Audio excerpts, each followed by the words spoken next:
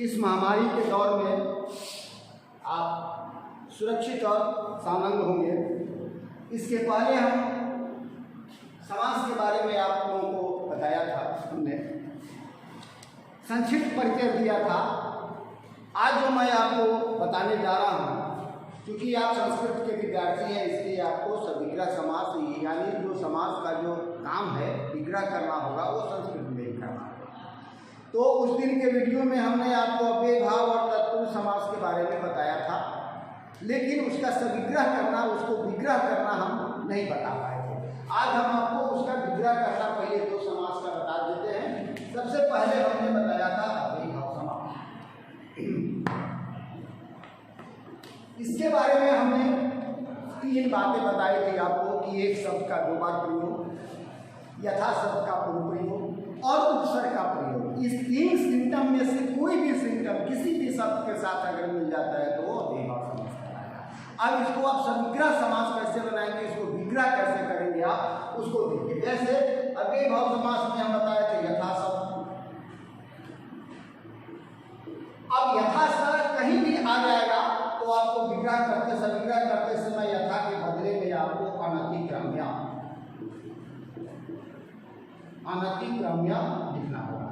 यानी यथा शब्द को हटाकर उसके बदले में अनतिक्रम्य शब्द को लिख देना पड़ेगा। जैसे मान लिया जाए कि लिखा हुआ है यथा शक्ति।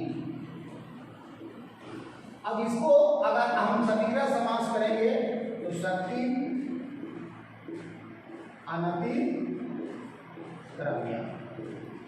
इस तरह लिख देंगे। आपका यह सविग्रह समास हो गया। और अव्यय भाव समास, अव्यय भाव। अब यथा शब्द कहीं भी आए, अब मान लिया जाए कि यथा भक्ति आ जाता है तो भक्ति अनतिक्रम्य। अब दूसरा इसमें था कि एक शब्द का 2 बार प्रयोग, एक शब्द का 2 बार प्रयोग। ये बताया थे कि एक शब्द का 2 बार प्रयोग होगा, वो हमें अव्यय भाव समास होगा। अब इसको विग्रह कैसे कहेंगे, मान लिया जाए कि आपको दे दिया है कि तो इसका विग्रह करेंगे आप रोजम, रोजम। प्रतिविधि लिख सकते हैं, नहीं भी लिख सकते हैं, ये अव्यय भाव। माने उसी को हम द्वितीय विभक्ति लगा देंगे उसमें और उसके बाद रोजम रोजम प्रतिविधि का रोज रोज हो गया। उसी पर आप बारंबार प्रति। तो इस तरीके से एक ही शब्द अगर 2 बार आते हैं तो उसको हम लिखकर उसका सविग्रह समास करेंगे। तीसरा बताया कि आपको इसमें हम उपसर्ग का प्रयोग। अब उपसर्ग चूंकि संख्यात्मक दृष्टिकोण से संस्कृत में 22 उपसर्ग होते हैं, प्रयोग हम 21 का करते हैं।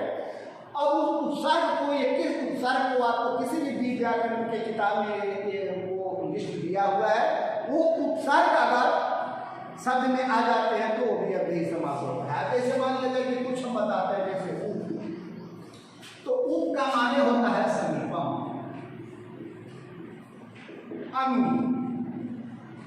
अनु का मतलब होता है पश्चात या योग्यम।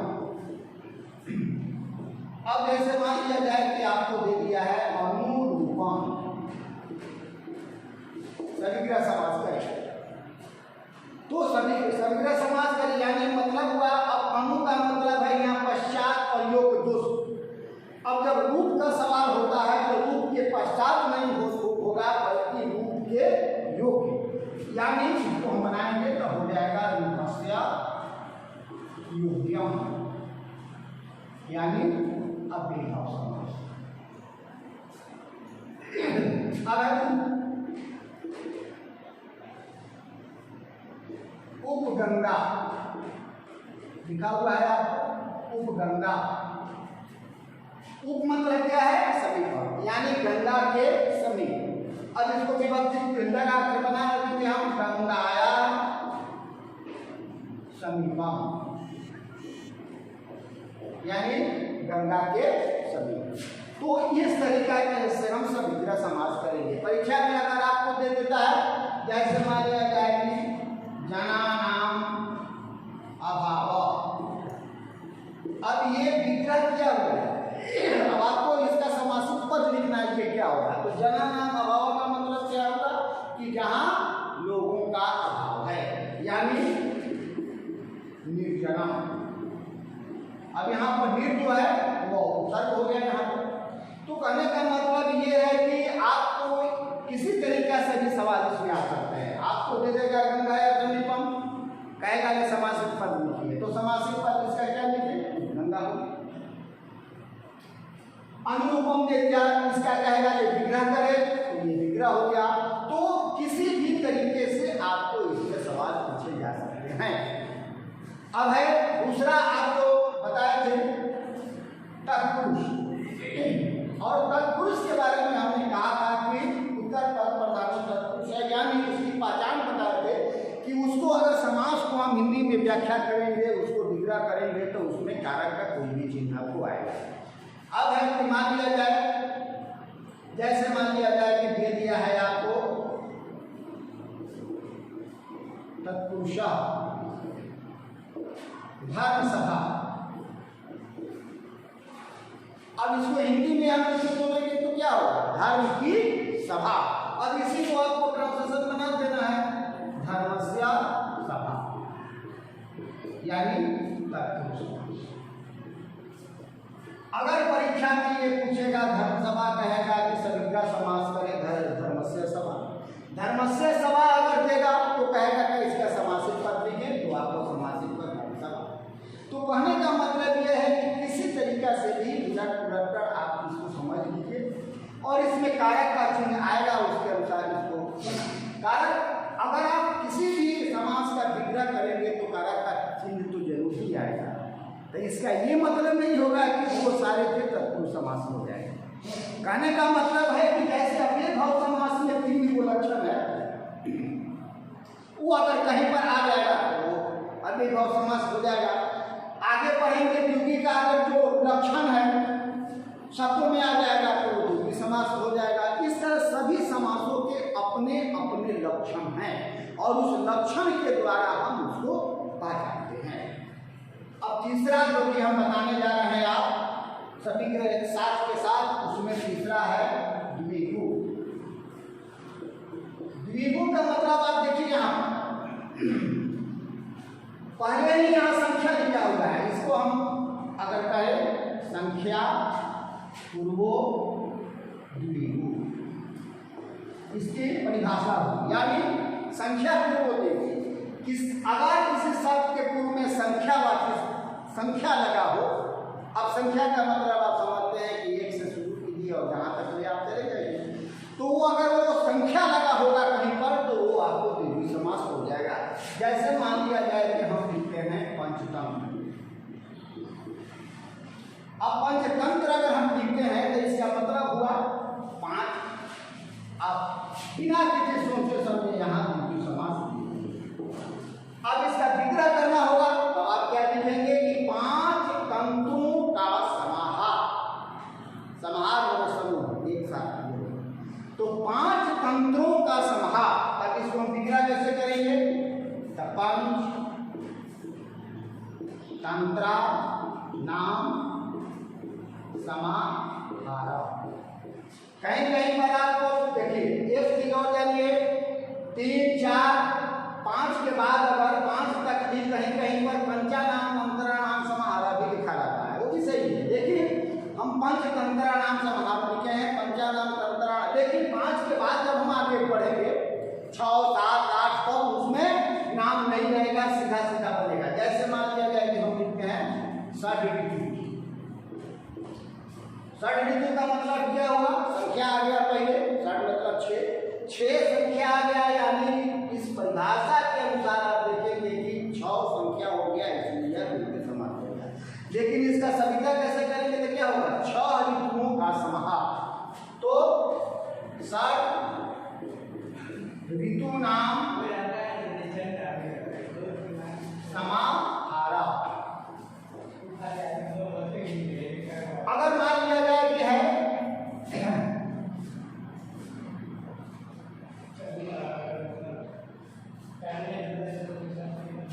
त्रिपत्रम, अब यहाँ 3 है तो 3, 4, 5 तक आप उसमें नाम बहुवचन षष्ठी बहुवचन लगा सकते हैं, लगाएंगे। लेकिन 5 के बाद सब 7,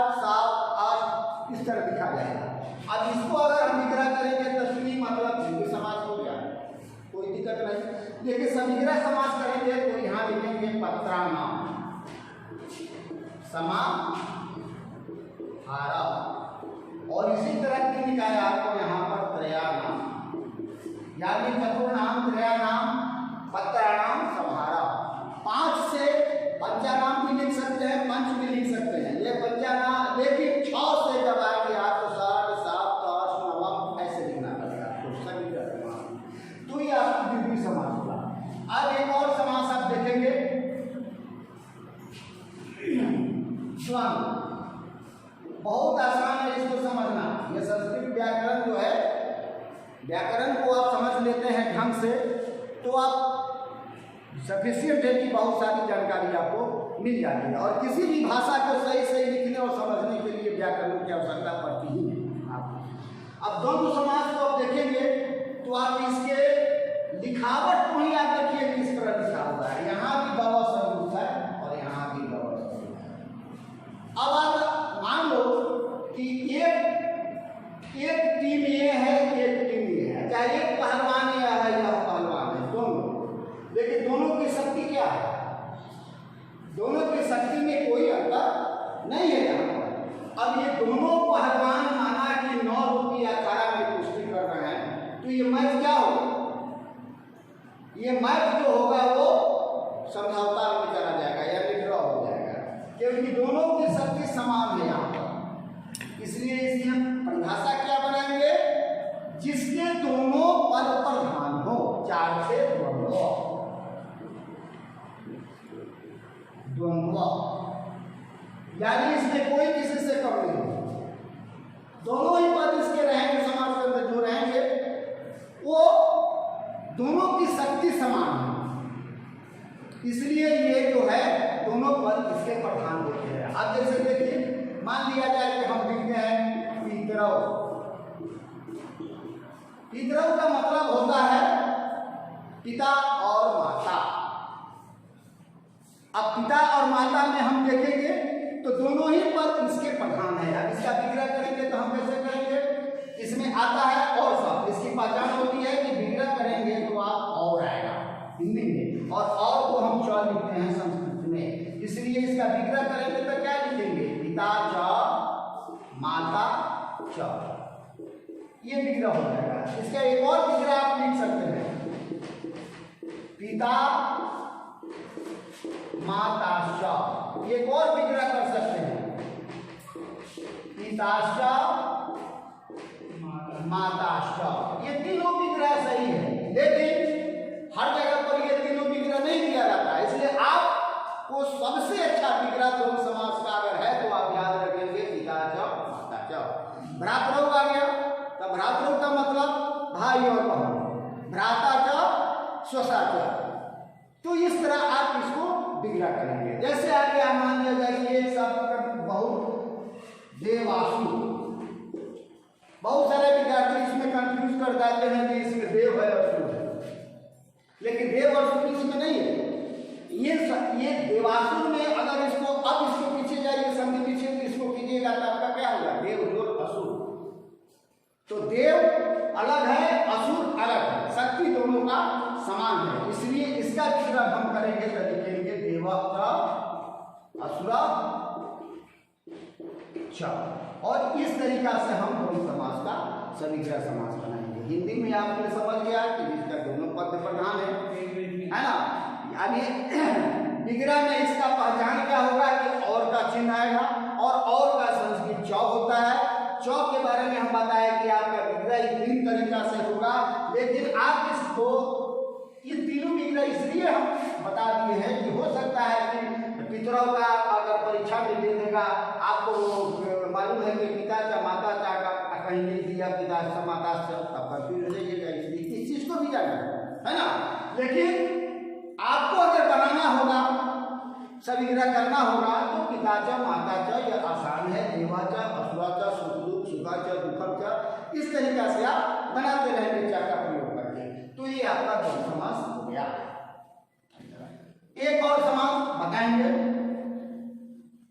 ताकि ज्यादा यहाँ पर कोई बोझ नहीं पड़े, और बहुत ही हल्का समास है यार, जिसका नाम होता है लय।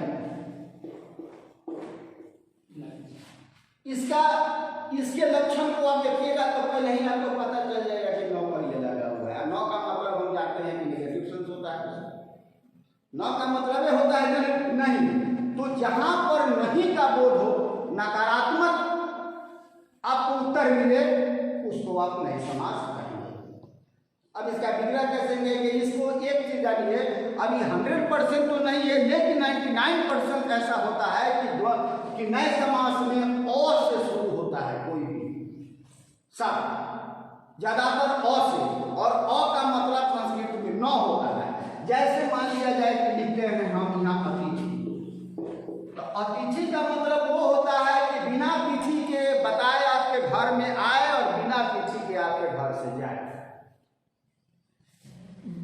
बिना किसी निमंत्रण के भी अतिथि हमारे घर में आते हैं, और बिना कहे जिस दिन उनको जब जाना होता है तब वहां से जाते हैं। जैसे हमारे मामा है, फूफा है, बहन है, सारे लोग हैं। तो अगर इसका सटीक समास आपको करना पड़ेगा तो इसमें सबसे हल्का समास होता है अ के बदले न लिख दीजिए, यहाँ तिथि लिख दीजिए, न तिथि बराबर अतिथि। अन्याय आ गया, अ के बदले में न लिख दीजिए, न न्याय। तो यहाँ देखिए कि अन्याय हुआ चाहे अतिथि हुआ, सबके पहले अ का प्रयोग आपको हुआ है, और अ का मतलब होता है नौ, और नौ का बोध अगर कहीं भी हो जाता है तो उसको आप जानिएगा लिया नए समास है। और इस तरह आप समास के भेदों को आप समझेंगे और समास के भेद को जानेंगे।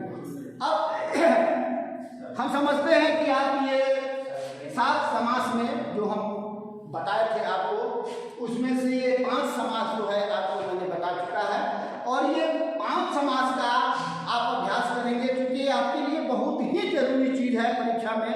ठीक है कि आपको ऑप्शन देगा, संस्कृत में सबसे सुविधा यह है कि आप थोड़ा सा भी अगर ध्यान दे दीजिएगा तो अपने से आपको लिखने की कोई आवश्यकता इसमें नहीं होती, सारा ऑप्शन रहता है। कोई भी ऐसा सवाल नहीं है कि जो बिना ऑप्शन का इसमें रहेगा, और उसके आधार पर आपको बना देना है।